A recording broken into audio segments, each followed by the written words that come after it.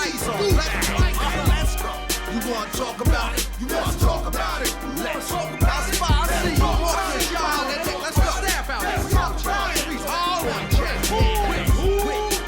DKP and girl EG. We live in the place to be. From snowbiz to showbiz. Slip up here, we most likely talk about your biz. You heard me? That's what the word be. We bout that. You wanna talk about something different? Then we reroute that. You wanna talk about it? Then let's talk about it. You wanna talk about it? Then let's talk about it. All about speaking the truth. That's just give us your opinion. We distinguish the truth. You wanna talk about it? Let's talk about it. If it's sloppy, then we in your biz. It's most likely we talk about your shit. You wanna talk about it? Let's talk about it. Let's talk about it. Let's talk about it.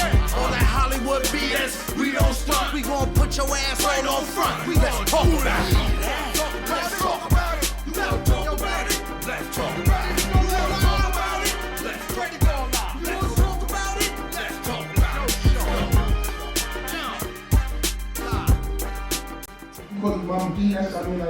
Nah, because that's not my name. That's what I see. My name is Mama Kim. You got it all fucked up. Oh shit. Mama Kim. Mama Kim. I don't want to act out right now. You know what I'm saying?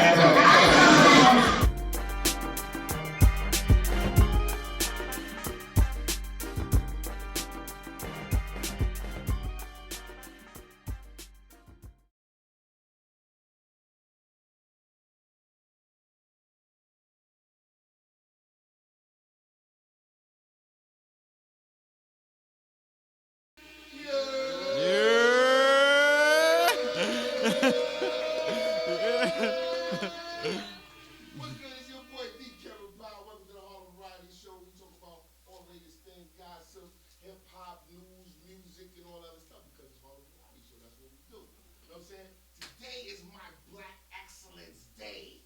This is what we doing. It's what we call it again? Black History. Yeah, that's what we call it. You know what I'm saying? So I'm gonna try to do things like this for this whole month. You know what I'm saying? Get some people out, some positive people doing their thing. You know what I'm saying? For the community, for themselves, you know what I'm saying? That's how we gotta do it, you know what I'm saying? And let people know who these people are. Am I on? Check 1, 2. Okay, just making sure.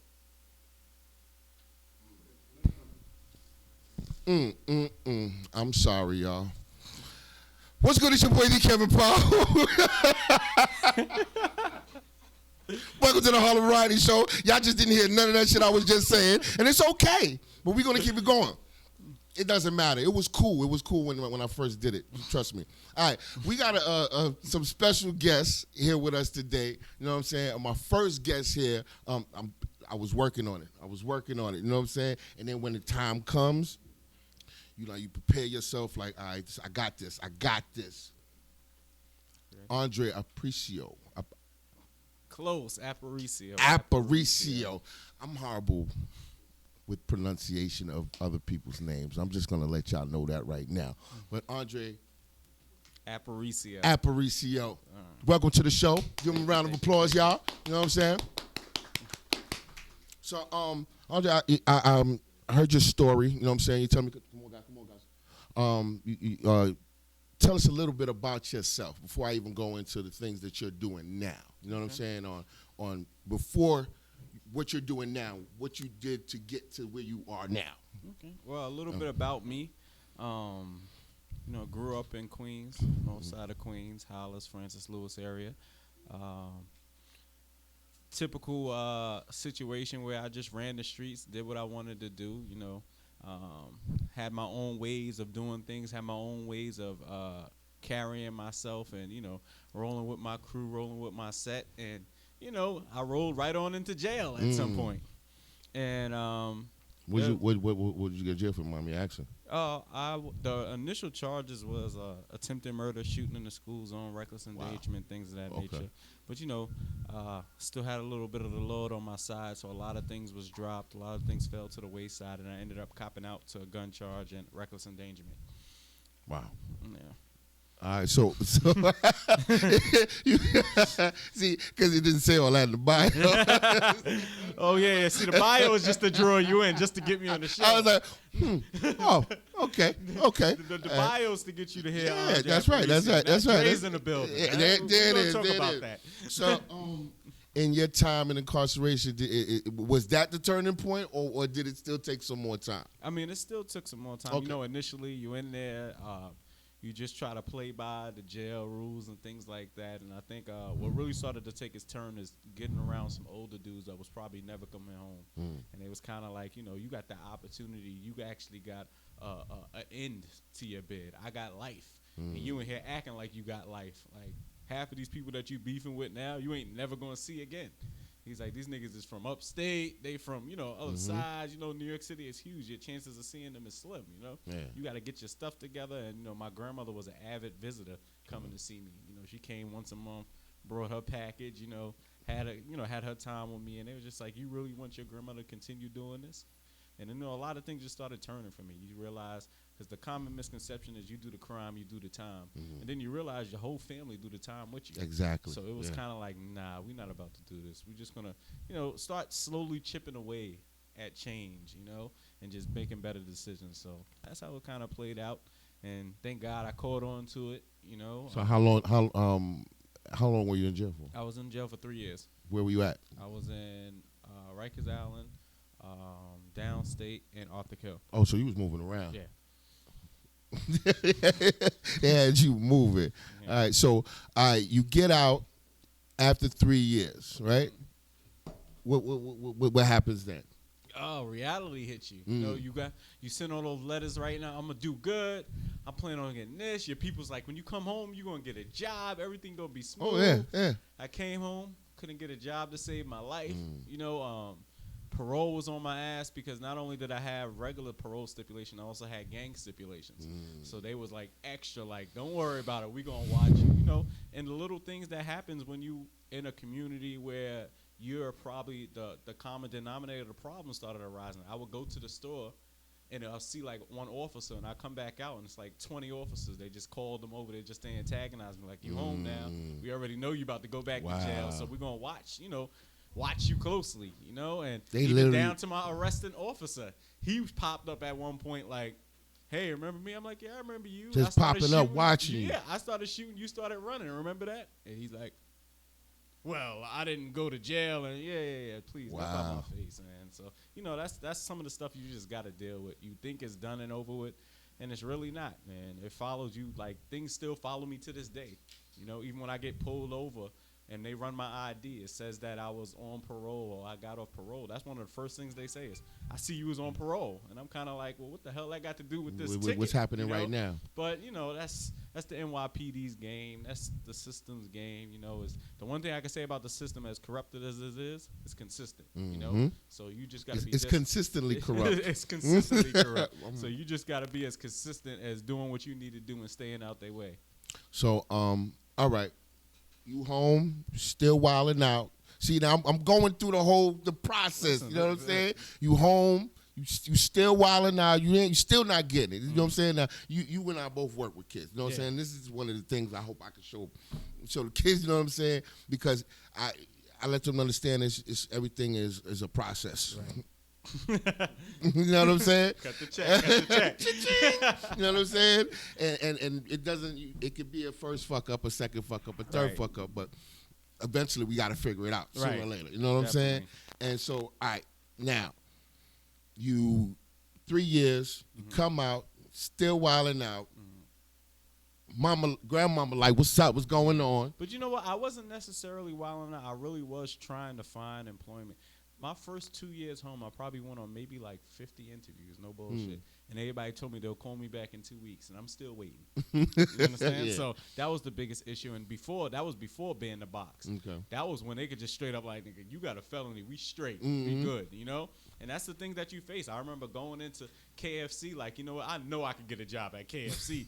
And handed him the application, and as I'm walking through, you know, KFC is kind of like see-through with the windows. I seen him flip the application to the back, looked at that felony side, and threw it straight in the garbage. I wasn't even off the block yet. I can't even flip chicken. Damn.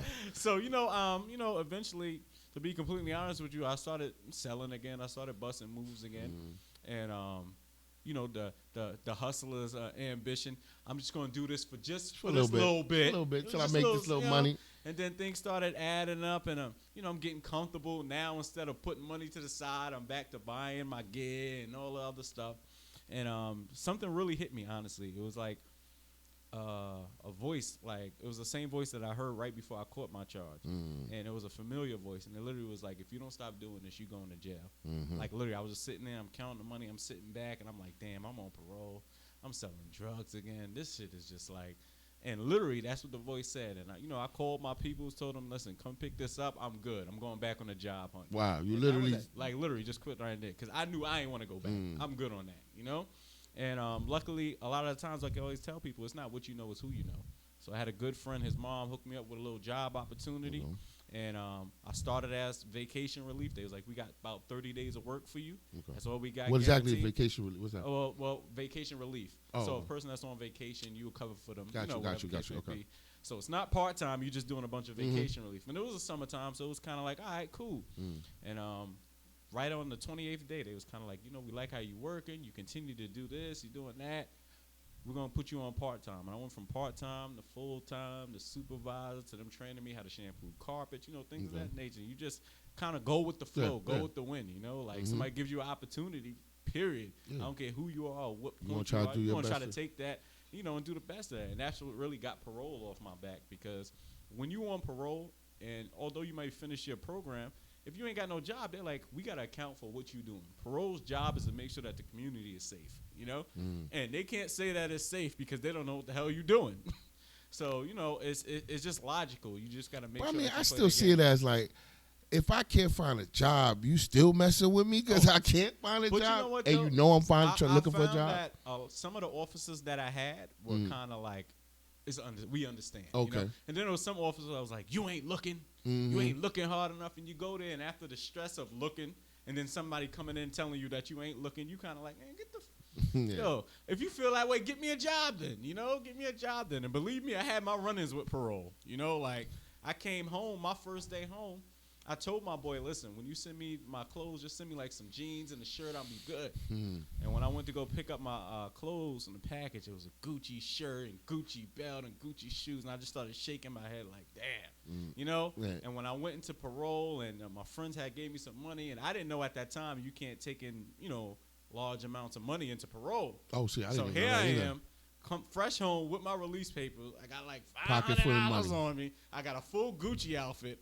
I remember this one officer, I think her to this day, she was like, oh, hell no. She's like, you look like you coming home the same way you left. She said, and so if you're going to carry that, you need to get your shit together. Let me tell you what all that Gucci and shit bring you when you ain't working to get that Gucci, Let me tell you the attention that you bring on yourself and stuff like that. And I sat there and really heard her out like, damn, she absolutely right. And you just started looking at the little things that I would have thought just passed my ear, but now I'm looking at it like, damn, all this is part of the process. Like, all this is part of the growing and the growth. That's and right. just, maturing and doing what you got to do.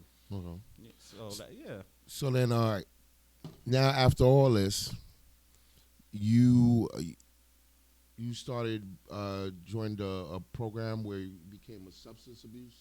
Right. So I did my program, and during my mandated program, I met this counselor, and she was formerly incarcerated. She did 25 for a body, but she was working on her third master's, Wow. And I'm like, damn, Stacey, you ain't playing. She's like, listen, we got to get it how we can, down. When it all falls down, you don't want them to give them no opportunity to say that you are not qualified for this job. And, and she was really the one that pushed me, and a lot transpired after I started working. I finished the program. And one of my close friends, Heavy, got arrested, so he passed away in a motorcycle accident. And he was always like, yo, you should be a counselor, Joe. You always counseling niggas in the hood. This is this.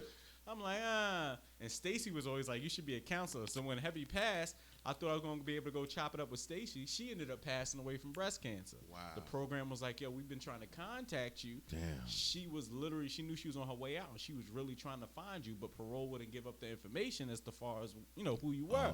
So they told me she rode out on the sunset. She maxed out all her credit cards, bought her a drop top, was in the wintertime, eating boiled eggs and rolling down fucking the Ave. But, I just looked at that, there's two people that passed away that wanted me to do counseling. I'm gonna do this shit. Wow. And really, what really made me realize that this was for me is because the office that I was cleaning, doing the cleaning service, was the headquarters of the program that I was going to. And so the director was like, if you want to get into school, why don't you go visit the executive director and see if he can get you into school. I'm like, where's the office? He's like, this is in the same building that you work in. Wow. So I'm cleaning the 20th floor. And you didn't even notice? I didn't even notice. Wow. So I slide down to the 12th floor, mop bucket and all, you know. The secretary's like, you here to clean? I'm like, no, I'm here to speak to Mr. Varma. And she's like, oh, I don't know if you can just pop in on Mr. Varma. You're going to have to, you know, make an appointment. And his door was open. He's like, you want to see me? I'm like, yeah. So I started chopping it up with him, let him know the situation, let him know I've been calling around the schools. Everybody's giving me the runaround. And he's like, listen, if this is what you want to do, I could hook you up. And he called the same school I was calling. The director picked up, told him to send me over. And, you know, from there, it was kind of like I met with the director, and he was just hearing me out. And I told him, listen, I got some money in the stash.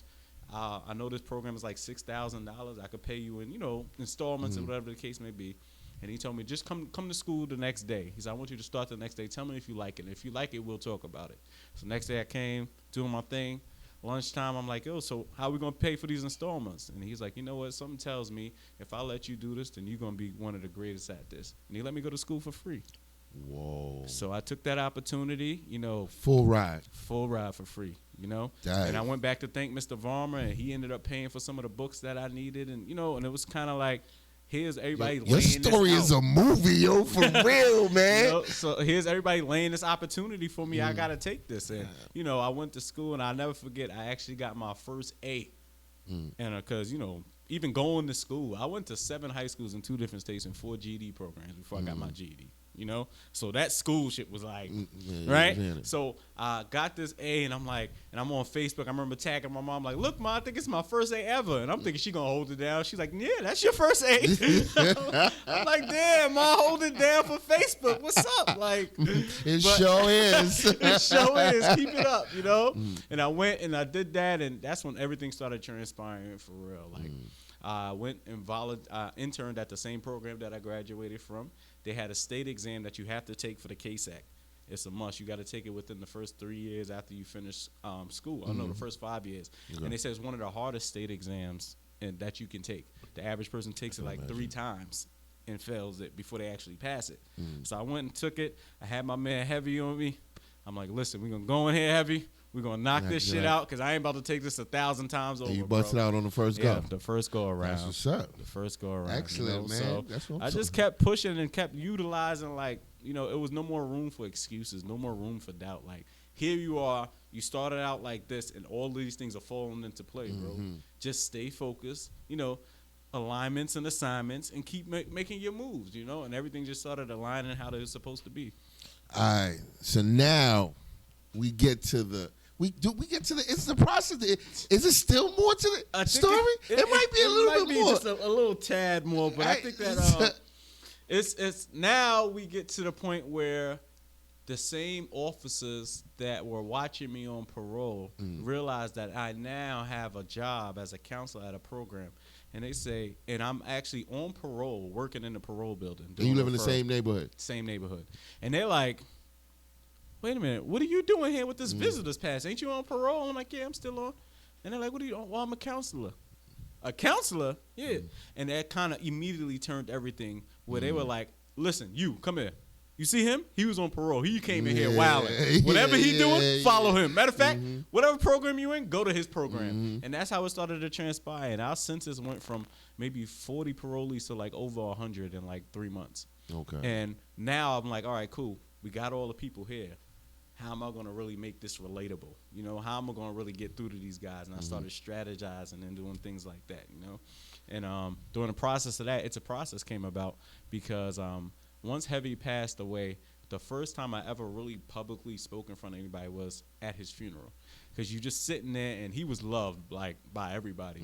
And I kind of felt the need to actually speak, you know, to the people, to my people. You know, like, yo, listen, we're going to have to hold it down. This is heavy here, you know, like, and I don't remember a lot of what I said, but I remember that I ended up with, like, it's a process. So as I'm thinking about a nonprofit and coming up with the name, I'm racking my brain like, yo, what's going to be the name? And I'm looking, and I'm looking at Heavy's picture.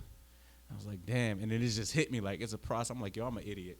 You've been saying, like I'm an it idiot all the time. Yeah, like I'm an idiot, and that just transpired into that, and and it's a process took a life of its own. A lot of people supported me. A lot of people was like, yo, I know you at your worst, and what you doing now, we're gonna support that. You know what I mean? What exactly is it's a process due to support? Like what is it exactly that they're bringing? So it's that a you guys process. Our mission is to help the formerly incarcerated with everyday daily tasks, right? By third-party referral sources or either one-on-one. But also part of it is mentoring the youth and deterring them from making decisions that those that get incarcerated make. And lastly is about killing the stigma about the formerly incarcerated, because everybody knows that recidivism rate is at 78%, but little people know that only 9% go back for new charges. 91% of that recidivism rate is technicalities, curfews, things of that nature. So don't have everybody thinking that everybody just going to jail for new charges. That's not even the case. So I figured that with conversation and with interaction, doing activities in the community together, you start to realize like, all right, maybe he went to jail, but he's a human being. He's not the same person. So the more activities we do together, the better off it'll be, and that's what we started to do. And like I said, it's kind of took a life on its own to even parole officers support me. I got parole officers in parole wearing my hoodies. Like they're like, listen, we watching you do this, we watching you grow, and we want to help you with that. I just got a grant from the senator, a $5,000 grant to help me, because what I do now is I also do a lot of gang awareness trainings for different people, helping parents and different facilitators identify kids that may be in gangs and how to go about talking to them, how to go about dealing with that, because a lot of people feel like they're such experts, but they missing the mark, surely because they're not really paying attention, and then also they're not really listening either. Like I always tell people, everybody's always like, don't do this, don't do that. After you tell them that, what do you give them to do? It's always that void. It's always like, what do we have for them? What are we saying that, they can do, that they like? Because a lot of people always say, there's resources in New York City. Yeah, there's resources, but a resource that doesn't appeal ain't a resource. And that's why I'm saying, like, a lot of people always depend on sports to help our youth. Right. Because you always got a basketball court in the back of your projects or the playground or whatever, but everyone's not an athlete. Right. You know what I'm saying? And we all are not the brightest batches. You know what I'm saying? And we understand listen, I'll be the first to admit that. We understand that. Like, you know what I'm saying? I have some family members that can't read a lick, but they could put together a car. Right. You know what I'm saying? Right. You know what I'm saying? So, but from scratch. You know what I'm saying? Yeah. But we just gotta know what roles that we fit and how we can help each other in any way. You know what I'm saying? And I'm glad that you're doing something like this, because you're giving people who not only it's not about a second chance or a third chance. It's understanding that, look, are you willing to make this change in your life to do something, to make something of yourself? Right. And then further your community. You know what I'm saying? And that's what it is, because you find that a lot of people are trying to make that change, but they just don't know how to go about doing it, you know? And I think that a lot of people look to me as, yo, Dre, well, what did you do? How did you do this? Where are you going from there? I came home with essentially, if it wasn't for my friends holding me down, with $40 in a Metro card. That's what they give you to come home with. Like, people are coming from way upstate, and that bus stops at different stops to get food. By the time they get down here, they ain't got $40 no more. Yeah. They got a Metro card. So it's like, how much are we really helping them, And that's why I started to even take the initiative further and joining different alliances and different coalitions to help, push those narratives. Coalitions that are the ones that push for free phones on Rikers Island right now, so you don't have to pay. And now we're looking to do a labor is labor law, because essentially they tell you state property, right? You work for the state. If you have a job in there, why aren't you getting minimum wage, or at least close to it? You told me I'm state property. So, we're pushing these narratives and asking these questions and saying, what the hell is going on here? It's got to be more than just this. They said prisoners have built half of these highways. More things than you can think of. More things than you could. From desks to glasses to highways to, it's insane, And what did they get out of it? They had a DMV program at my jail. people were calling in thinking they talking to somebody out in the street. You talking to a dude in jail. Wow. You know how much you get paid working in the DMV? You know how much they was paying them every 2 weeks? $15.75. Oh, every 2 weeks. Every 2 weeks. And that's what people get paid an hour. You understand? So it's like, and you had to study a book, pass a test to get this job to make. And then the kicker is when you come home, you can't work at the DMV. And you know the whole thing inside out. We're not playing those games. That's crazy. We're not playing those games. That's crazy. We're not playing no games. So now it's just about crazy. taking that energy and pushing it. We held an employment fair on Jamaica Avenue, and you know, the people that were, the companies that said they was going to come, some of them didn't come. So I watched Kevin at the time walk up to them like, yo, check this out. If y'all going to be in our community, y'all going to participate in community activities. And if not, then we're going to pull up here with the press and get it. You know, we're going to make this shit ugly. You know, and I ain't got no problem with that. But that part of me is I'm still with the rebel shit, you know. But it's just for a cause and just making sure that, you know, we getting what we need, you know. And it's not like we out here asking for $1 million and billions of dollars. I need some bare necessities and a little extra. Yeah, because we you know? spending our money with you. We spending our money with you. We need to make that happen. So, you know, like, just everything right now is just lining up. I just came from an interview today. You know, that's why I'm, you know, usually I'm kind of laid back, but came from an interview today, which is a prominent position that I interviewed for. And afterwards, as I'm walking down the street, I'm like, damn, I would have never thought I'd be interviewing for something where they saying they starting $70K with benefits, you know, and it's something dealing with the formerly incarcerated, and it's like, how you got here? You know, like, and then you look at it, you got to really start, and that's why I tell people all the time, you got to remember how far you came and what got you there, you know? And sometimes we think about all the stuff we don't have and not realizing how far we really came, you know? And you start, like I always tell people, I have this thing where I call deceptions or reflections. Because a lot of times we reflect, but we only reflect on the negative shit. All the positive going on, this is what you thinking about. And then all my friends be like, yo, Dre, you be on some cloud, bro. Like, it's not a cloud. It's realistically, bro. Once you've been through a couple of things, you want to look towards the good. I see some of these things these kids is going through. Like, let me just tell a quick story before I go. Like, because I worked in this program. I worked with kids for years. So I started working in another nonprofit program where it's like, before they go to jail, they come to our program. Okay. So we go into courts and basically be like, look, he's not that bad, such and such and such. Some of them wind up being a little rough. Right. So it was one particular kid who just said, you know, he just didn't care about nothing. And usually I feel as though, you know, I'm the conversationalist. I could get you to laugh, talk, you know what I'm saying, something, you know what I'm saying? So I'm like, come on, man, you got to love something. He said, I don't give a fuck about nothing. Said, you don't know your moms? My mom, I don't know my moms. I was like, damn. So every angle that I tried to go at, you know what I'm saying? Like, I went from shelter to such and such and such. I never, you know what I'm saying? So I'm like, what about yourself? You know what I'm saying? She said, I don't give a fuck about me either. And I'm just like, and it broke my heart. And then I'm just sitting there like, damn, how do you get to somebody? Right. You know what I'm saying? Right. Who doesn't care about nothing. Yeah. Well, he said he loved money. He said he loved money. I love money. And so I said, what can you do with the money besides spend it? Like, we talking about love, the emotion, the feeling and stuff like that. You know what I'm saying? I want you to think about that. And not just he was just so hard in just life, period. And he treated his, I forgot what they call the adopted parents. But he treated her like crap, like, you know what I'm saying? And I was just like, it's just those type of people is just so hard to get to. And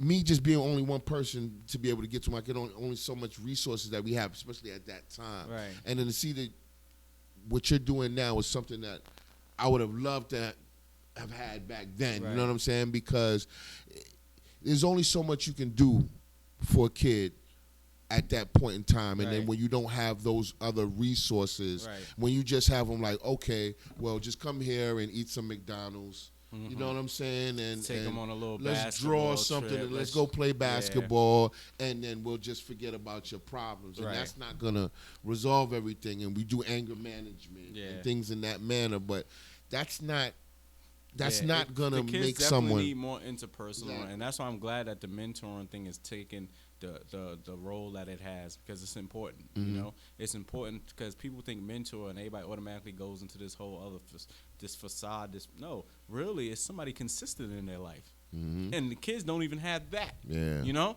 so just you being that consistent person really changes, you know, the depth of it.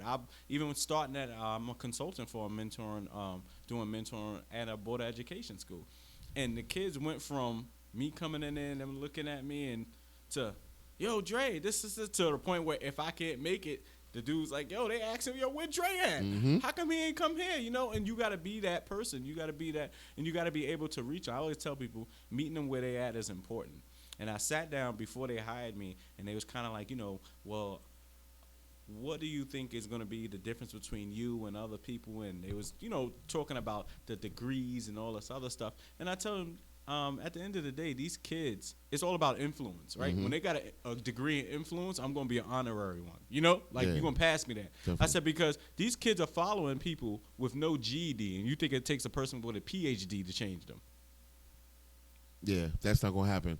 I said it's about the influence. Because they're not going to, I mean, like, how can we relate? And that's the issue. Is a lot of things are not relatable. And that's why when I go, I just did an event at a junior high school, 6th, 7th, and 8th graders, like 100+ kids. You know what I mean?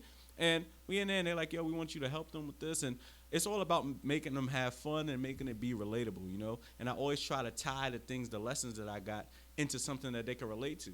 So I was asking the kids, you know, what does a stop sign look like? They're like, red, red, red. I'm like, green? No, red, red, red. All right, well, what does a yield sign look like?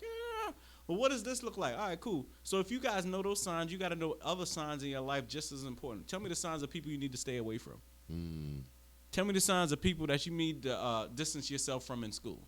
Tell me the signs of somebody that's disrespectful. Tell me the signs, so that, because you're going to have to help me identify the fact that you identify what you need to be away from. Because if you're around it, then I'm going to look at you like, wait a minute, you just told me you know this. You just told me, you know, and that's our motto with the nonprofit. Better decisions, better outcome.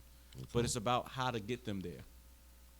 And like you said, it's relatable. A lot of people just can't relate to the kids, no matter how much passion that they got. Like the councilman told me, he said, listen, Dre, when you start really doing this, I want you to understand that the passion and the skill set has to add up. And the only way you can do that is to work on your craft. And a lot of people have passion and no skill set, and that's why they just fall to the wayside. Because they don't want to work on their craft. They just like, I know what I want to do.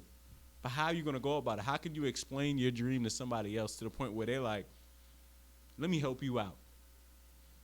And it's not just about talking, it's about the action. A lot of people say they're going to do shit, you know, but social media got that all twisted. You know the social media activists. I mean, the main thing that I always say is that this generation coming up is kind of sedated. And when you think about how young ones are dying from the lean and all that, it really falls into it. It's really a sedation. You know what I'm saying? That people are in. How the music is played.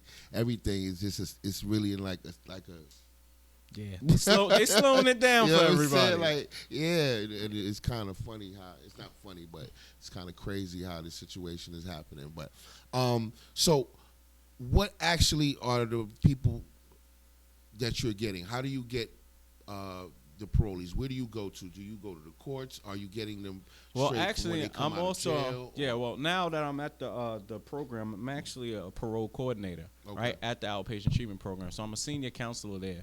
So I do have a mini caseload. I do work with a lot of the parolees. Anybody that's on parole, that's mandated to parole, comes through my program. I also do referral sources at the Queens Parole Building. So sometimes if a person's not even in my program, an officer that knows me well will be like, Dre, I need you to, like sometimes they say, I need you to come speak parole to this nigga because he not hearing me. You know what I mean? Talk that parole shit to She's like, he not hearing me. And, you know, and they'll be going back and forth, and I'll take them. I actually have 2 offices in the parole building now as well. So I opened up a library/bookstore that we call the Lab, right? And really, it's about them being able to get books and stuff like that, but it's also that space where they can come and chop it up with me, you know? So sometimes I take them back there, and they'll look at the setup, and they'll see that the chair behind the desk, and I say, you sit behind there. I'll sit over here, you know, and kind of empower them into, and then I'm like, yo, what's going on here? Nah, there's this and that. Well, you're going to have to calm down. So I said, I'm going to tell you one right now. People are and I said parolees are 0 and 1,000 versus parole. So I'm just gonna put that statistic out there for you, right? I said, so now that we got no wins on that end, Tell me how we gonna do this. I said, because parole is doing what you got to do and doing what you want to do and keeping it on the same level. Because everybody that did more what they want to do went to jail. You know, so I always try to talk to them with that. And also, I have a volunteer group that I do. I do a volunteer transitional group. Okay. So parole identified a bunch of people that they know that are in gangs or that they think they're in gangs. They put them in a group with me every Tuesday. We meet at 11 o'clock, right? So before they gave it the label the gang group, which is the stupidest thing in the world, because you got a whole bunch of people and you're telling them you're going to the gang group. And if they know they're in a gang, they know it's going to be other people from other gangs. So they coming in there like, ready. I'm like, yo, listen, this is not the day room. We you know, like, everybody relax. It's not about what you represent. It's how you represent it, you know? So that's what I try to, let them know. Because parole will tell them flat out. I remember the Queens Library called and said they need somebody to educate their staff on gang culture, right? And so they said, oh, yeah, we have a dude. He works here. Yeah, and he's Crip. And the lady calls me, and she goes, do you know parole knows you Crip? I said, yeah. My mama know I'm Crip. You know what I mean? So she goes, oh. I said, it's not what you represent. It's how you represent it. I said, they're gang bangers and they're gang members, you know? And she's just like, well, how do you still identify with that and still do this? I said, the same way that you can be a part of something and say that, all right, I can identify the negative in that, and I can identify the negative people, which you won't ever see me around. But I'm glad you brought that up, because that's something that you know what you won't ever see me around. My friends that are still involved in game, everybody's working. I know people that are plumbers, EMTs, all other stuff. People that are in gangs, you know. But it's about how you do that. It's about what you're doing with it. It's about, are you helping to influence the kids? You think I'm running around here posted on somebody's block screaming? Do I look like a fucking mascot to you? You know, like, and that's what and the part of the reason is that the direction is still stayed off, because a lot of people are still into that, going that direction. And then there's a bunch of us that are kind of like, listen, if nobody believed that you can actually do this and remain, they had Nipsey Hussle as a prime example that you can still be a part of something and be doing something positive, you know? So now let's continue to move this. The marathon continues. Let's continue to make sure that we benefit that. And then I tell them at the end of the day, you got to have these transferable skills. They paid me $375 for 45 minutes to educate them on gang culture. That'll work. You know, I'm like, wait, you know? And then not only that, they'll send me the different things. They paid me to educate them on how to deal with people that are on parole. And I'm like, damn, y'all paying me to teach you how to deal with people? Bet. I got it. You know what I mean? But if you need an assistant, let me know, 'cause I'm here. But it's about the experience and how you channel it and what you say and how you do it. And, you know, creating those different workshops. And that's what I'm doing. You know, I'm almost finished with this book that I'm writing. You know, I wrote a couple of curriculums. You know, one's called Cognitive Detox, which is changing the mind of the negative thoughts in hopes that the behaviors will change. Because you can't be out here addressing a behavior and the man's mind is still all a little twisted, you know? One thing I really talk about is cognitive dissonance. Always. Where people always, it just basically, you know what you're doing, but you still doing this. You know what I'm saying? Like, sooner or later, I'm going to do it. It never I swear I'm going to stop smoking these cigarettes. Yeah. So, I swear I'm going to stop. Yeah. And it always boils down to that. You know, it's like I always tell them, like, listen, you can't be telling me that you're going to be a plumber, but you go on to school for some other stuff. You know, like, that makes zero sense. And that's how you moving through life right now, bro. You like, I ain't never going to jail. Nigga, you walk around with a gun, you sell drugs, and you get drunk, and you fight everybody in the street. Oh, you going to jail. At least I got a job. And that's what she'll get you. You know, so that's where we at right now. Just trying to address those things. And I think that a lot of it is taking its shape and is taking its form. I had people that finished my group that now come back and help me with the next group. You know, and that's what I hope. And not only that, is getting people to see that, you know, there was an altercation where two sets ran into each other. I think the dudes was Blood and Crips, and they was outside somewhere, and it was about to fight. Two friends was about to fight. And because they knew each other, they was like, whoa, that's my man. And they kind of just went their separate ways. And who knows what would have happened that night, you know? But you know what, brother? You are creating a movement.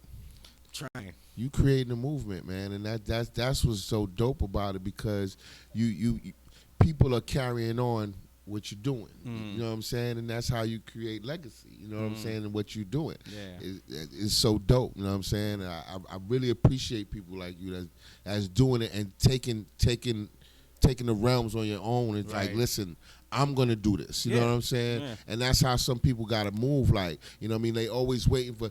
They always have. What I hear a lot of people like, well, why don't they never create this for people? And it's like, well, why don't okay, you do it? You just thought about it. Why don't you do it? Let's make it happen.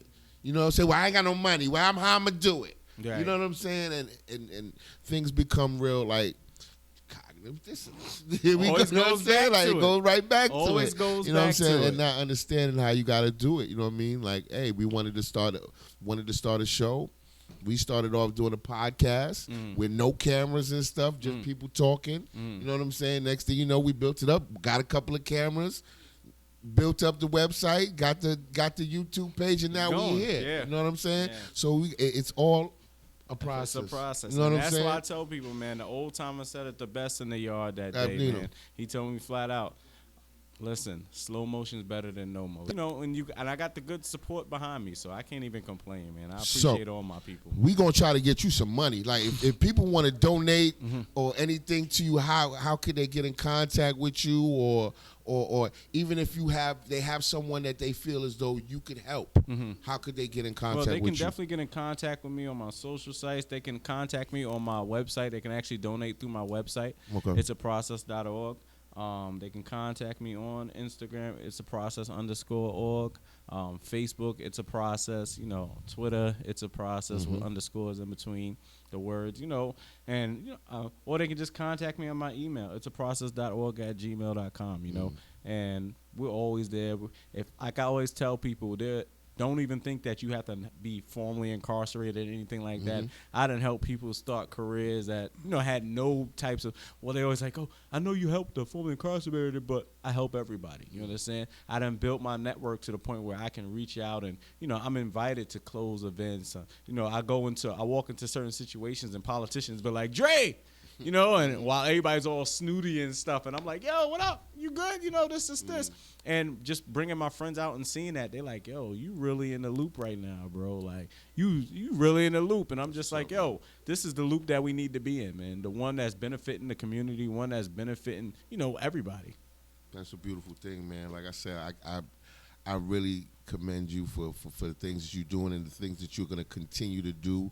And anything that you got going on, I would definitely just keep me informed. I would definitely post, subscribe to your stuff. Definitely. You know what I'm saying? I got a couple of things in the stash right now. It's a little early, but trust me, we putting a whole big thing together. We definitely man. Gonna do this stuff, man. So once again, tell them again where they can find you, where they can send you some money and all that other stuff. You guys can reach me at my my website is aprocess.org. My email is aprocess.org@gmail.com. Instagram is aprocess_org. Dedicated to the process on Instagram. You'll be able to find me some way, somehow. Andre, I'm so glad you came. Give it up for me. Appreciate you. Thank you. You know what I'm saying? Thank you. Definitely. We're gonna we need to definitely. Well, I got your number and stuff. So, because I know you're gonna definitely hit me with some other people. I know you told me you had some other people that you was gonna tell me you was gonna hit me up with, and we can definitely get the things going on and stuff. Yes. Now, I have another guest. You know what I'm saying? We're gonna get another guest here. What?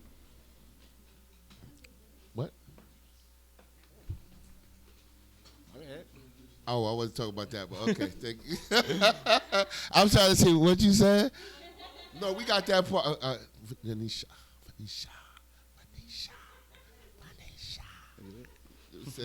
But yeah, all right. So I got another guest here, another young lady. Well, it's not another young lady, a young lady here. And I like her story. It's a nice story. You know what I'm saying? I mean, it's all right, but it's a nice story. You know what I'm saying? And like I said, I love to see people up on it. You know what I'm saying? About their business, doing their thing, thizzle. Come on around the corner, and we gonna get you on over here. You know what I'm saying? She ain't on yet. Hold on. Damn. God damn. I didn't even get a chance. You know what I'm saying? I don't know your last name. You didn't tell me your last name. Oh, you don't want to tell me it? Tyree. I did tell you. You did? Uh-huh. I don't know. It's okay. You probably forgot. I probably did. Yeah. We starting off bad. I'm sorry. Vanessa. Vaneisha.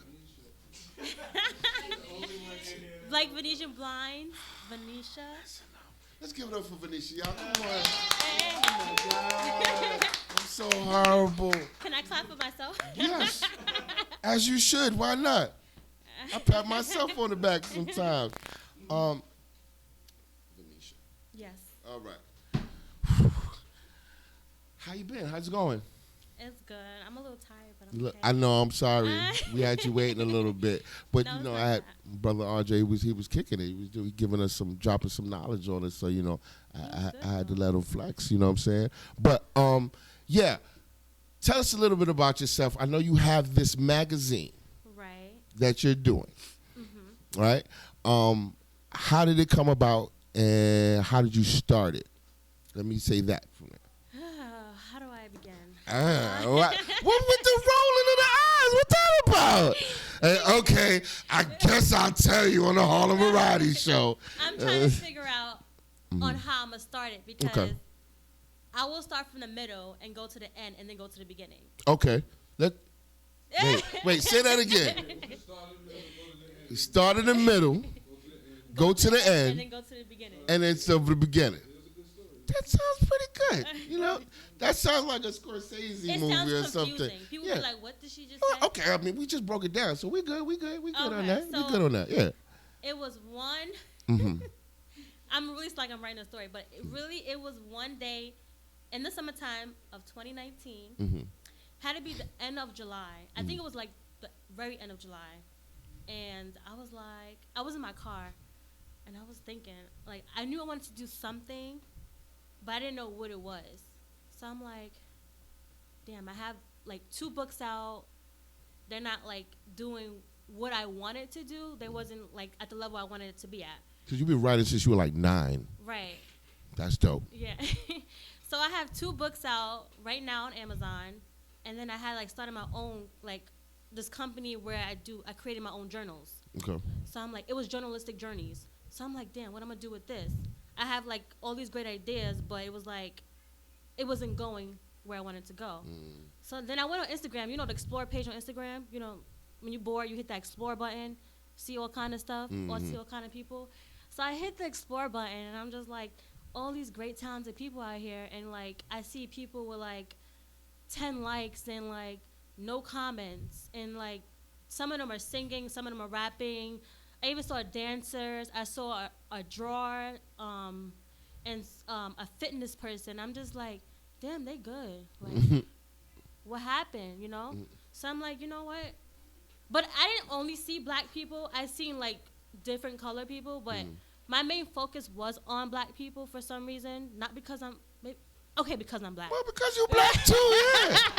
Yeah, look, hey, they look like me. You know what I'm saying? Right. What they doing?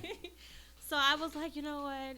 I want to do like, it wasn't even a magazine. I wanted to do like a blog. Okay. Where I wanted to do all these people that had different talents and put them in a blog, like Okay. a website blog.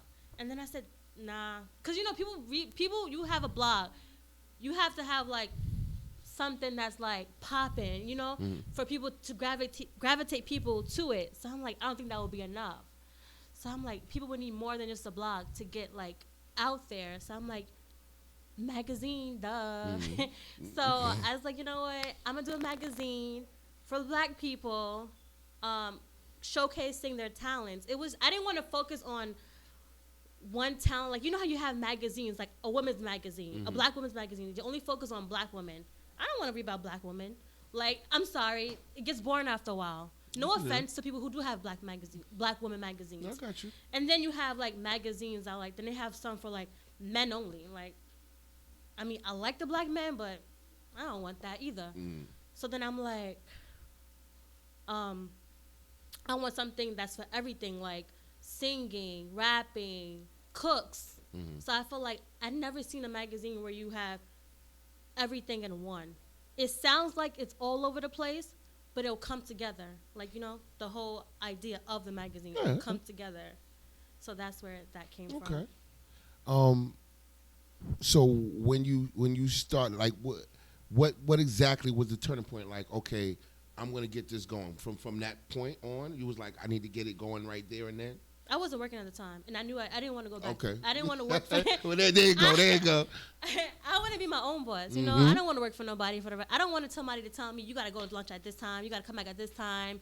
You know, you only off on these days. You're gonna take a certain amount of days off. Like, I didn't want. I always knew I didn't want to work for nobody. And I'm the type of person where I can go apply for a job and I'll get it because, and then I'm the type of person where I have a good job and I'll quit. Not because I didn't like the job, because I get tired of it. I don't want to do it no more. Okay. That's the type of person I am. Okay. You have a degree? No. I'm just, you know what? Because you sound like a friend of mine, because she has like her master's and she'd be like, oh, I don't like my job. I'm just gonna leave it. I'd be like, wait a minute, aren't you getting paid? She's like, I just don't like it anymore, Kev. And I'm like, oh, you got it like that. So you just have that way where you just get a job, you want it, you just get it. Right, but that's not something you wanted. No. Initially, you want to have you want to be the boss. Right, like I could be at work working on my own business. Exactly. Like that's the type of. I hope they don't see this, but. So. Okay. I'm sorry. I'm honest. I'm a blunt person, so it is what it is, right? Okay. All right. So, see now, all right. I was asking you this off the air. You hit me with the blunt answer, right? Oh boy, here we go. It's a lot of electricity going on in the building right now. A lot. What would you say to a young person who's trying to start their own business or is trying to start their own magazine? How would they go about it? What would you tell them? No, go ahead. Come with your blunt answer. Go ahead. Just start, because it's like there's no other way to put it. There's no rules to it. You can write it down as much as you want to. Like, the only way you're gonna have a business is just, I'm gonna just jump in the water. Just get your feet wet, get your whole body wet. Just go out and go for it and start it. So should they just start like typing some stuff up and be like, you know what? This is a magazine. Print it. Let's go. Then that's the magazine. No. Okay. So you want me to go through steps? Well, yeah. What is some? I mean, you don't gotta give me I need ingredients. Yeah, just a little bit. You don't gotta give us the Colonel's recipe. All right. You know what I'm saying? But I told you how I started. Okay, so I started in my car. No, the thought came in my car. You thought, okay. But the next day I woke up at like 7 a.m. I remember the time because I looked at my phone. Okay. It was 7 a.m. This was a monumental moment. I went to my mom. I waited for my mom to wake up because, you can't wake your mom up in the morning. So she was asleep. So I waited for her to get up. I'm like, I want to start something. She's like, what? I'm like, because she's like, you always start something, but you never finish it. Which is true. I start a whole bunch of things. I have all these ideas, but I actually never put it, I never cook it. How old are you, mind me asking? I'm 26. Okay. Yeah. So I went to my mom, like, I want to start my own magazine. She said, magazine? You know what you're doing? No. So I'm like, but YouTube will tell me. Google's going to tell me something. So I took out my notebook. I went on YouTube the whole day in the summertime. The whole day I was looking at YouTube videos, how to start a magazine, what steps to take, but everybody's steps was different, Okay. Everybody has their own way of starting something. So I took out maybe 4 pages of notes I had. This is too much notes. I knew I was gonna go back to those notes. Maybe 1 page out of the 4 pages. So I took what I had. I downloaded a stock thing for images. Okay. Created my own Instagram. Gotcha. Put it on Instagram, looking for people who does rapping, singing, new business owners, and I put my own Gmail account for the magazine. And then the first 2 days I had nobody, but the third day I had 10 people. Only because it was free. It's dope. And it's the truth. It's the truth. However you can get it. And the only reason why I made the first magazine free because I wanted to gravitate people to my magazine. Yeah. I need something to pull y'all in. Yeah, definitely. So when y'all see what my magazine is about, then y'all be like, damn, I like this magazine. This look good. I want to be in it. How can I be in the next one? Mm-hmm. You know, it ain't gonna be free though, but you That's could right. be in it. That's right. You know. Listen, let me tell you a real quick story. I always got stories, right? So, my friend, he was just starting his edibles empire, right? So, he just is his first getting his first batch, right? So we going to go to this party. So he's like, yo, the dude said, yo, come with the edibles. He's like, all right, cool. So we get there, but we get there kind of late, right? So now this is the first time he's ever done this stuff. So he's kind of discouraged. He's like, yo, fuck this shit, man. I don't want to do this shit no more. I said, no, the fuck. We just sat in here doing all these things and stuff. I went and took one of his cookies. Pop, pop, pop, pop, pop. Broke it. Here, take some. Here, you take some. Here, you take some. They was like, yo, the dude over there, he got the thing. And then all the people just started coming. And I was like, you see that? That's how you gotta give them a little, you gotta give them a little something. Let them know where it's at. You know what I mean? Just a little taste test. Mm-hmm. You know what I mean? But You right? Right, you Costco, remember Miss Sam's Fields Club. cookies when they give you the aroma of the cookies, right? And then they hit you, and then they give you the little tray with the little cookie. You like, I need 3 of those. Right. I need. Or which aisle can I find this in? Especially the no, you know the cookies, the Miss Fields cookies now are the Subway cookies now. You know, look, everybody was on their fat shit right there. Everybody said, and it tastes better in the microwave too. Oh no! Ooh, with some ice cream on top. Y'all can't talking go wrong. crazy now. Y'all talking crazy. Fat nigga shit. I'm just telling you. You know what I'm saying? Look, you gonna make me get some cookies later too. All right. Well, I'm gonna get you. You gonna give me? Are you? Nah, Miss You Fields don't went tell me you downhill, have though. cookies and then Speaking of not Miss give me Fields. one, mother. You just some of my bitch. Anyway, thank you. Right? Right? How you gonna tell me you got a cookie and be like, but it's only one? Some mother freaker. So, you did your first issue. 10 Well, people. Go ahead. What do you mean did? You mean completed? You and finished? completed your first issue. Like at meaning it's out? Yeah. No. Oh. So the one that you gave out for free wasn't your first issue? No, it was my first issue. Okay. What I'm saying is, okay, it's done. Yes. But it's not Done. it's not out for sale yet. Okay, got you. That's what Got you. All right. Yeah. All right. Now, there's no digital. No, it is. Of course it's digital. I have Okay. to do digital. Okay, all This right. is a media world we live in. Well, you know? see, I was going to ask you, and I didn't want you to think I was trying to insult you when I said, you know, like, people don't really go to newsstands no more, so how can we get that? Or are you going to ship and handle that? You know what I'm saying? You're going to mail it out? Right. You got, like, It's- stacks in there? It's digital because Okay. everybody uses their phone. Like Yeah. nobody really. Only people that really will want a copy is people featured in the issue. Nobody Probably so. really will want a copy. Probably so. I mean, people probably will want it just to feel like the magazine texture to see the quality of it. Because I mean, it's still good to have. I mean, there still are newsstands that have Right. magazines and stuff. Right, but the demand for it is not as high as it is for a digital copy. Mm-hmm. So the demand is higher for a digital as opposed to But having a paper copy. I have a lot of old people that are anti-digital that Right. refuse to look at anything. I'm not looking at no. Right. Like me, I rather read a book, Mm-hmm. a copy of a book, than read it over my phone. Like I can't look at a book on my phone. Kindles hurt my eyes. I don't like the Kindle to read on a. I couldn't do. Yeah, I mean, I already wear glasses and they're really thick, so they can't get no thicker than that. Hey, listen, man. That sounded. So, where do you see your magazine going? Where do you want to see your magazine going? As high as it can go. Okay. Yeah. Okay. All right. No, I'm Where do you really, see your magazine in the next 5 years? I'm honest and serious. Where do you see your magazine in the next 5 years? Okay. I really see it like doing really, really well. Like I Okay. want it to be like the next Essence, but not There you go. Essence because Got you. it's his own magazine. Black Cardigan is his own magazine, you know?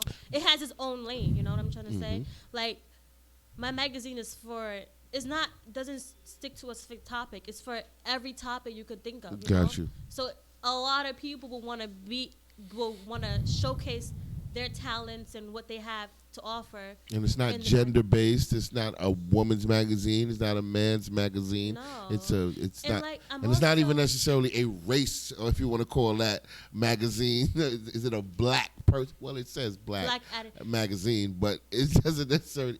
You should just only black people read it. No. Oh, okay. I want everybody to read That's it. right. But do you think everybody would read it? Why you know, not? look Why at not? look at the colors. I chose colorful colors for that specific reason because you look at it and you be like, what is this? If it was just like dark colors, like most urban magazines probably are, then you'd be like, oh, that's an urban magazine. But if you see like bright colors and the way the words are, you're like, what is this? You know? Right. Like, you know, McDonald's, they say yellow makes you hungry. So you're going to, you know. Colors are everything. Yeah, sure are. So when do you think your next? When will it be published? Do you know yet? Do I know when it will be When published? will it be published? Yeah. The end of this month. And I'm trying to have I'm actually having a launch party. Excellent. Where you doing that? And are we invited? Of course you invited. Okay. With the cookies and the brownies. Oh, hey. I know a guy. I know a guy who knows a guy. Not me. I just know. But I'm also like in the process of like doing a kids edition. Okay. Yeah. A kids magazine. A kids edition. That's dope. Like, well, how do you want to? Well, how would you launch that about kids? Because you know what I'm saying. Like I said, I was saying earlier. You know, a lot of our parents want kids their are kids to kind be of like, famous. they're confused. Like I try to, like. We always try to say, well, maybe the kids want that. And I keep saying the kids don't know what they want. Right. Because when you ask them, they be like, it would be good for this, but I do like this, but I never had this before. And see, you don't even know what you want, boy or girl. But the way I'm doing the kids magazine is not like the way I'm doing the adults magazine. Like the kids magazine is like, you know, young kids models, like pictures, and then it's like fun fact. It's like a fun magazine for the kids. Like, okay, like, let's say Little Jimmy or whatever. I can't think of a black name. Tyrone. Abdul. Malik. Tyrone. Okay, so it's like little Tyrone, like he's age 8 and his hometown is from this and he likes to do this and his favorite fun word to say is such and such. You know, something like that for the kids, you know? Have That's you what ever thought about doing like children's stories? Like kids write a story? Yeah, but my son. I should. Okay. You have a son? I have a son. He's 5. Okay. That's what's up. Yeah. Does he, you think he'll be a writer? I don't know. I honestly. Why you say it like that? I don't know. Yo, you rolled your eyes I don't know. when I said about your son. Like, you think he'll be a writer? I don't know. I give him the crayon. He don't be picking it up. Like, you mad? Like, I gave him the paper. I gave him the construction paper, the crayons. He don't want to do nothing. Right. Oh, he's a fighter. Okay, hey, ain't nothing wrong with that. You know what I'm saying? Get some money.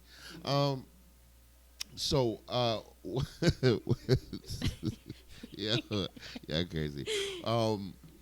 Aside from who are some people? What are some other people that you looked into to getting this? Like, what were the inspirations to getting this magazine? Like, do you have a famous a person a writer that you like, or?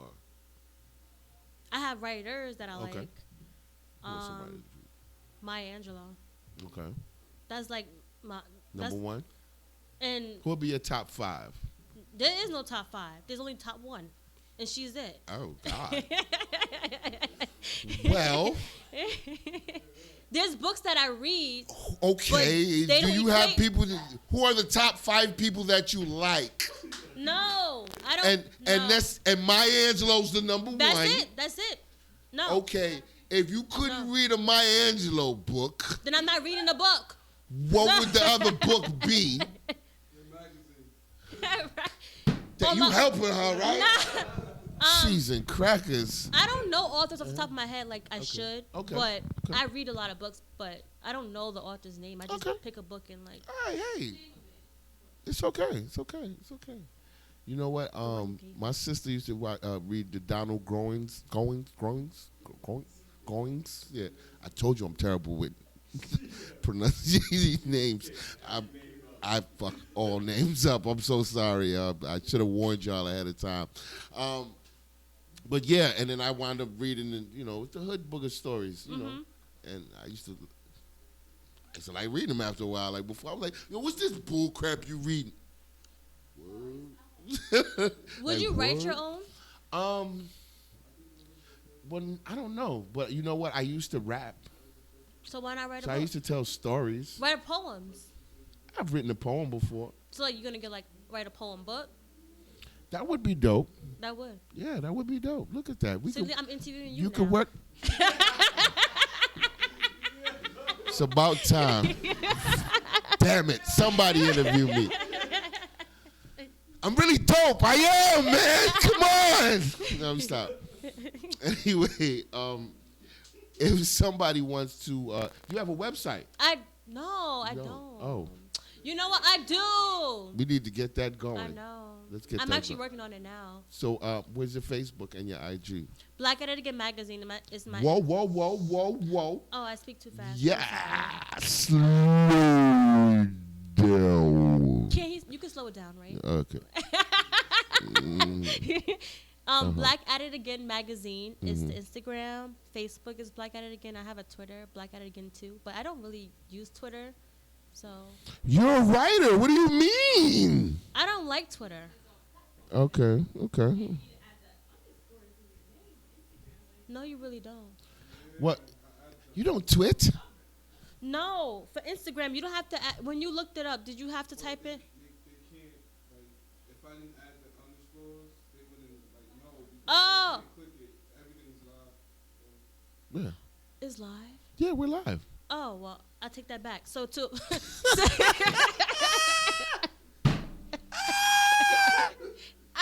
you I'm honest. I'm a blunt. Okay, so to find my Instagram, you're gonna have to put black _ at _ it _ again _ magazine, which is a lot. I know. Which is okay. It's all right. All right, cool. Who is the young lady on your magazine? Do you know her? Oh yes, I know her. Oh, okay. I was just making sure. Her name is Shawnee. I was just making sure, like, you know what I'm She's saying? not a stock photo. All right, I thought, hey, look. Nah, she's not a stock You know what photo. I'm Her saying? name is Okay. Shawnee Okay. T. She's a therapist. She deals with mental illness in the black community. Yeah. Yeah. That is something that we continuously talk about on this show, and because we know how serious that is, and that some people don't even know that they're in that type of state. You know what I'm saying? And sometimes people need someone to talk to too as well. You know what I mean? And you don't have that person to talk to, and you wind up with all these things bottled up, and that's what causes the stress. That's what causes you to want to do things to other people, cause physical harm to other people, or just cause physical harm to yourself. You know what I'm saying? And that's what that mental health. I see where some people get into situations where, like, if they just had someone to talk to, you know what I'm saying, or to talk out their problems, who is professional, that they wouldn't be in the predicaments that they were in. You know what I'm saying? Right. And they always feel as though the world is on their shoulders. You know what I'm saying? But yeah, that is a serious thing. I would love to see if you could hook that up for me with that person. You know what I'm saying? And we could talk about mental health. Right. You know what I'm saying? But thank you. No, thank you. For coming on my show. When it comes out with your release thing, can we get down? Of course. You know what I'm saying? And take pictures. And, oh my goodness, you guys are trying to. You get a cup. Get a little cup. Get a little cup, Kwame, please. You said this was live. Get a little cup. Yeah, it's live. Oh. It's all right. I can do that. It's my show. It's all right. Harlem Variety Show. I'm sitting here all stiff, not trying to move. This is a legal beverage. I am of age. She's of age. She's 27. No, I'm 26. Don't rush 26. my age. Sorry. All right. Look, I'm fucking up ages, names, everything. You know what I'm saying? Hey, it's my show. I can do. No, I'm not. Anyway. Yeah. Wait. No. Wait. waiting. I'm not taking you off that easily. There was something that I had to ask you. And yup. Oh, Yeah. I was like, take it. Yup. You sure can. There we go. What? No. Do you have any employees? No. No? Okay. Oh, What are your company goals? Jesus. My company. You have any company goals? My company goals. You know, I really kind of. I'm not gonna lie to you guys. Please I don't. Really. Oh, I'm not. Okay. I really don't. You haven't? I really don't want nobody working for me. Like, I'm the type of person where I want to do shit for myself. Like, I want to do everything. Like, I wrote every article in my magazine. Like, and there's over 50 people featured. So you. That's dope. So I don't want nobody working for me. I'm the type of person where I take charge of myself because nobody will honor and look at your business the way you look at it. Right. You can't expect people to say, "Oh, this is how it's supposed to be." No. If you want it done right, you do it yourself, right? So you ain't going to never have no employees? I'm gonna have to. Oh, I know all right. eventually I will, but I'm just, I'm Okay. throwing it out there. Like, Okay. I'm like very particular with a lot of things. Okay. So if you wasn't doing this, I'm not going to ask you too many other questions, all right? If you wasn't doing this, what else would you be doing? Or what would you want to be doing? Writing, focus on like putting out more books, children's books. Okay. That's about it because I like to write. If you could do something differently about the magazine, would you do something different when starting it out? Would I do something different on how I started it? Mm-hmm. No, it's a process. Yo, when I tell you, I'm gonna have to put some like bling. Every time we say it's a brother, we're like bling.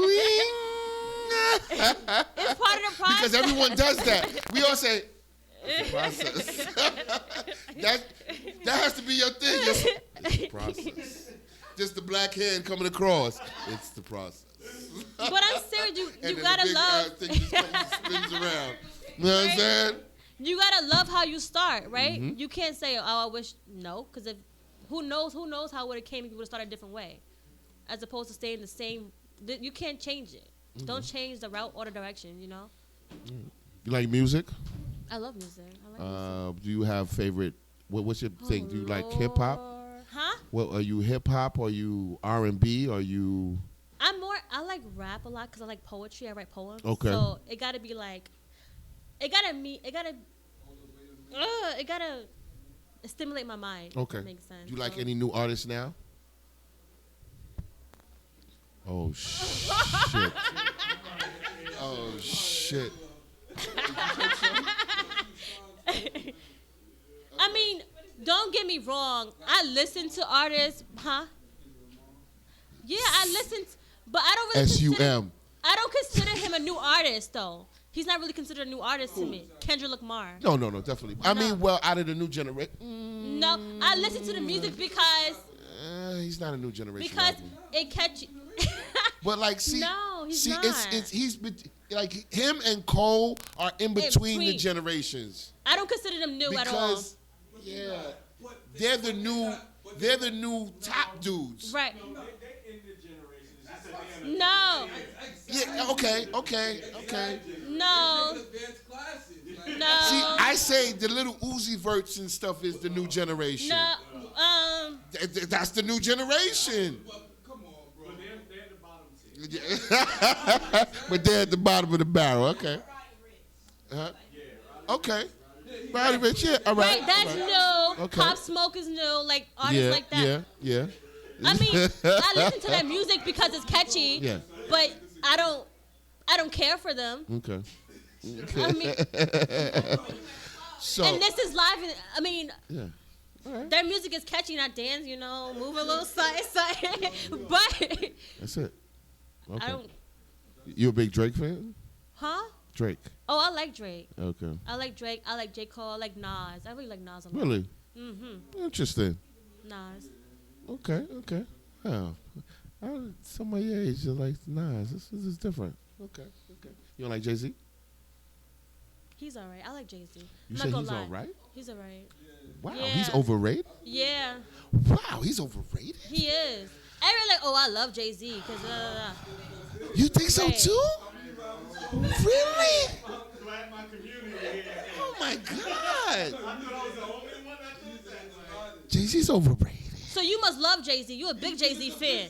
I'm a Jay-Z fan. You a big Jay-Z. You a big. We're not Jay-Z. talking about the business. I'm talking about But lyrics. lyrics. No, he had a couple of good songs. If it was Big or him. I I don't know what Big You know what? Hey, to each his own. So you a big Jay-Z fan. I'm well, listen, I'm a Jay-Z, You a Jay-Z Nas, Because you know how? Biggie fan.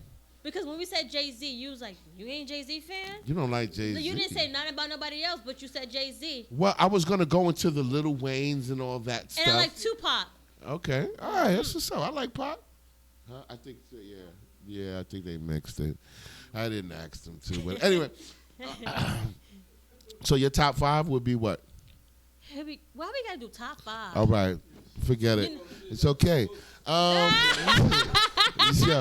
I guess. You know what I'm saying? It's okay. We all right. That's it. Why you asking me all these questions? What's going on? Who are you? What's this going on back here? I was trying to steal my magazine. No way. I knew y'all niggas was trying to steal his shit. Who told y'all to put my motherfucking address up there?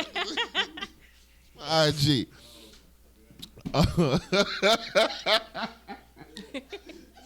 Yeah. I'm gonna get it together. So you don't have. All right. So who would be your best artist? Your best artist would be. You know what? I'm gonna name my Tupac, right? top 5. You know what? I'm gonna go ahead and do it. So I just have to say, don't do it. And you one of those people. You one No. of them. Okay. So don't give me your top 5.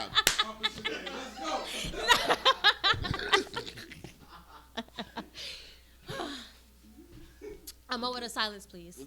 Okay. Tupac, Nas, J. Cole, Kendrick, Kiss. Okay, that was a surprise. That brought y'all spice. That brought spice to y'all, right? You know what I'm saying? My bad. Jay, I should have asked you. I should have asked. Because we didn't even get into the music, man. We should have gotten to the music. You know what I'm saying? But you don't have a top 5? You got a top 5? You gotta have a top 5. Now you got to think about it? All right. Rest with you then. It's a process.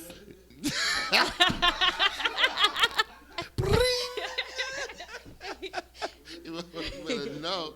You know what I'm saying? Definitely. Yo, I want to thank you definitely for coming on the show. Thank you for having me. You're gonna let people know on your page when I was about to say when the album. Of course.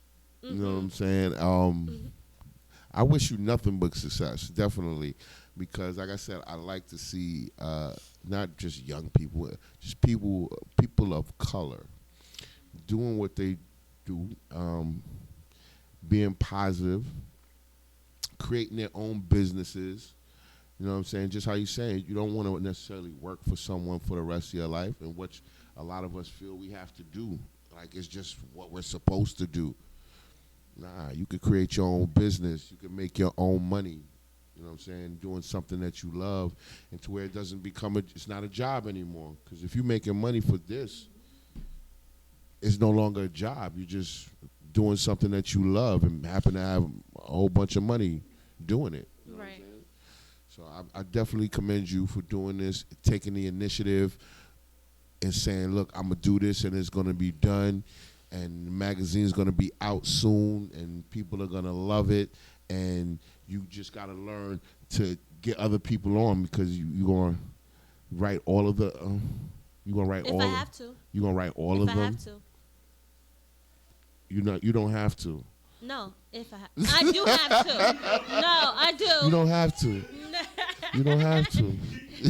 I'm letting you know. I know some writers. You know what I'm saying? You don't have to. You don't have to write all 50 pages. I got you. We got you. We got the process going on.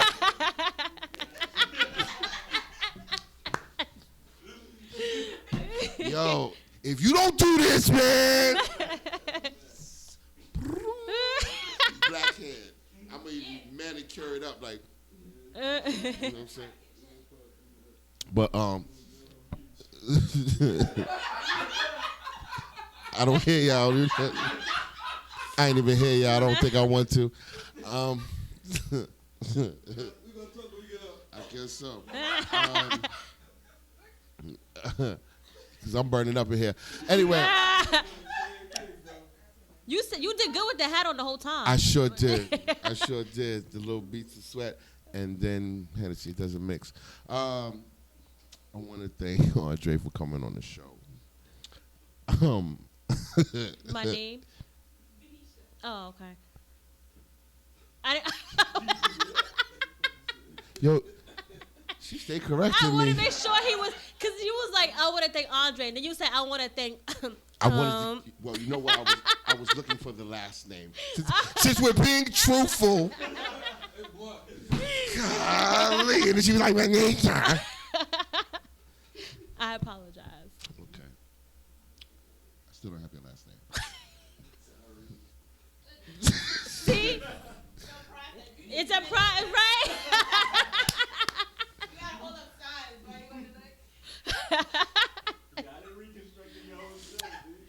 Hey, man. Like we said. It's a process. Thank y'all for coming to the Harlem Variety Show. Yeah, we're going to do that again. Yeah. I want to thank everybody for coming out. Thank y'all for tuning in. Yeah, I'm sweated out. So, yeah, we're going to end off like that. This is Black History Month. And we're going to keep having good guests here for y'all. You know what I'm saying? Have some good people in here and some good conversations. And, yeah, that's what it is. Tune in next Friday, 8 to 10. Like, share, subscribe. I'll see y'all next weekend. Peace. Peace, love, and hair grease.